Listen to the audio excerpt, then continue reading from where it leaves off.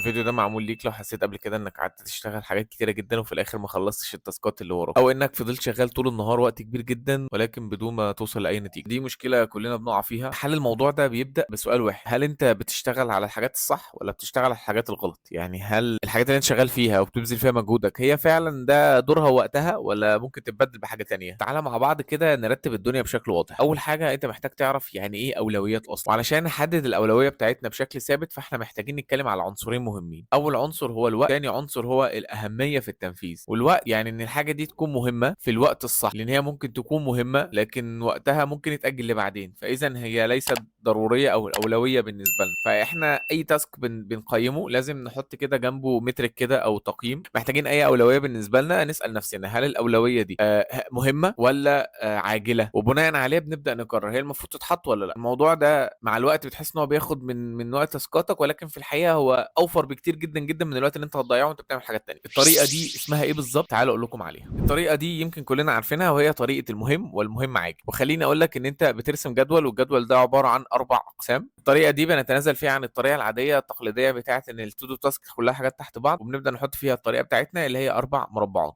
بيتقسموا لايه بقى؟ اول حاجه بالنسبه لنا بنحطها هي المهم والعاجل، بعد كده المربع الثاني بنحط فيه مهم ومش عاجل، وثالث حاجه بنحط فيها ولا مهم ولا عاجل، رابع حاجه بنحط فيها حاجه عاجله بس مش مهمه. وتعالوا نعرف كل مربع من دول المفروض بنحط فيه ايه. اول حاجه بالنسبه لنا المهم والعاجل، ده تاسك الديدلاين بتاعه قرب ولازم يتعمل، اتزنقت ولازم تكمل لحد الاخر، فدي اول حاجه مهمه جدا ودي بتحط فيها. فالمهم والعاجل فاي حاجه الديدلاين او التسليم بتاعها النهارده دورك ان انت تحطها في المربع ده. تاني حاجه بتبقى مهمه جدا ولكن مش عاجله، ده زي مثلا ان انت عايز تعمل باسم براندنج بتاعك، عايز تشتغل على نفسك، عايز تتعلم كورس معين، عايز تقرا حاجه، ده كده مهم جدا ومهم ان هو يتنفذ ولكن مش عاجل. الاول نخلص الحاجه العاجله. تالت حاجه وهي المش مهم وعاجله، دي مثلا نقدر نقول عليها زي المكالمات او الميتنج، او انك تبعت ميل لشيء معين او حاجه زي كده، او ان حد اتصل ورد عليك، دي تبدا تحطها. دي ممكن تخش في الريست ما بين الحاجات اللي فوق. يعني مثلا ممكن تبدا بتخلص التاسك بتاعك بتاع الشغل وبعدين بتبعت ميل مثلا او صاحب معين بتكلمه عشان تاكد معاه شيء مثلا، او بتاكد مع حد ميعاد انترفيو او ميتنج معين، فده ممكن تبدا تخش في النص ولكن قيمها ان هي مش مهمه ولكن عاجله. واخيرا في المربع ده وهي حاجه مش مهمه ومش عاجله، هنا بقى التركيه اللي انا عايزك تتكلم فيها. انا عايزك تبدا تفكر بمايند سيت مختلف. عايزك تملى المربع بتاع اللي مش مهم ومش عاجل حاجات كتير. يعني مثلا حط فيها السوشيال ميديا، حط فيها مثلا سكرول لو تستخدم ابلكيشن معين، لعبه معينه، حط فيها شخبطه على النوت، حط فيها الحاجات اللي هي فعلا بتضيع وقتك وانت حاسس ان هي ضيعت وقتك وانت مش عارف هو ضاع في ايه. واخر اليوم اسال نفسك انت عملت ايه من الجدول ده. لو لقيت تقريبا ان اكتر من 60% من الحاجه بتروح على الحاجات اللي مش مهمه ومش عاجله، كده يبقى انت عندك مشكله كبيره جدا في فكره التسويف، او ان انت ممكن يكون عندك مشكله اصلا في ان انت خايف تعمل التاسكات بتاعتك او خايف تبدا.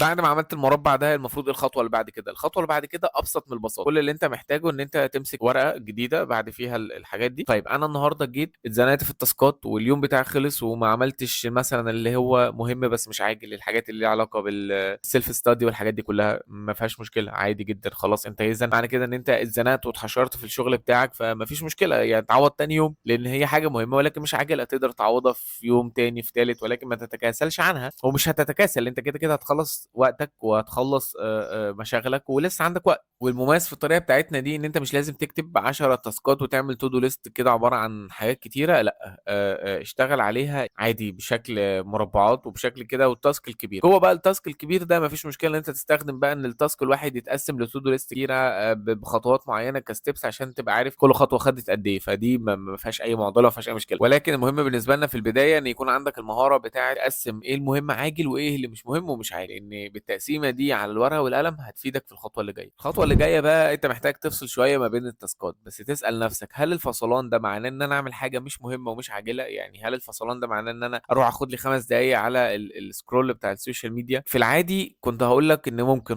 يعني مثلا لو جيت لي من فتره قبل ما اقرا كتاب بتاع هاو تو بريك يور فون ده اللي بيتكلم على ادمان الموبايلات، لو من فتره كنت اقول لك كل شويه خد لك ربع ساعه كده تريحه وانت بتسكرول. بس علاج الادمان ما ينفعش. يعني لو شخص مدمن مثلا كحول مثلا او مخدرات، مش هقول له انت خلاص انت بطلت شويه روح شد لك نفسين ولا اشرب لك كاسين وتعالى، ما هو ادمان. فبما ان الموبايلات ادمان زي الموضوع ده بالظبط، فيفضل لا، يعني انت بتريست او بتريح من حاجه، ما تعملش حاجه مش مهمه مش عاجله زي الموبايلات مثلا. ممكن تفكر تعمل حاجه تانية، ممكن تقرا حاجه، ممكن وخدها حتى من باب الترفيه للنفس، مش من باب ان هو ان انت بتقرا حاجه دي عشان تطور على نفسك. فيفضل مثلا ممكن تقرا روايه، ممكن تقرا قصه، ممكن تقرا شيء، ممكن مثلا تسمع بودكاست لشيء معين، بس من غير فكره انك تسكرول وتبعد عن الريل شويه.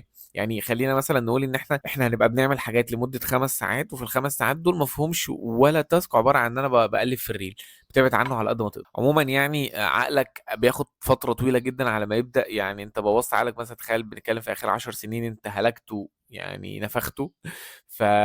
فهو هياخد فترة مش قصيرة أو مش قليلة على ما يبدأ يتأقلم ويعمل إنتاجية بشكل كبير جدا. ولكن أنت محتاج تبدأها دلوقتي، يعني محتاج تبدأها حتى لو أخفقت قوم تاني وابدأ وهكذا. المهم إن إحنا في الآخر نبدأ وننجز الموضوع ده بأسرع ما يمكن. فإن شاء الله دي مش المرة الأولى ولا الأخيرة اللي هنتكلم فيها عن حاجة ليها علاقة بالتنظيم بتاعة التاسكس بتاعتنا، علشان في المرات اللي جاية هيبقى الفيديوز بتاعتنا في نهايتها في تاسك، فهنحاول إن إحنا نتابع مع بعض ونشتغل عليه. فبس أشوفكم على خير. يلا سلام.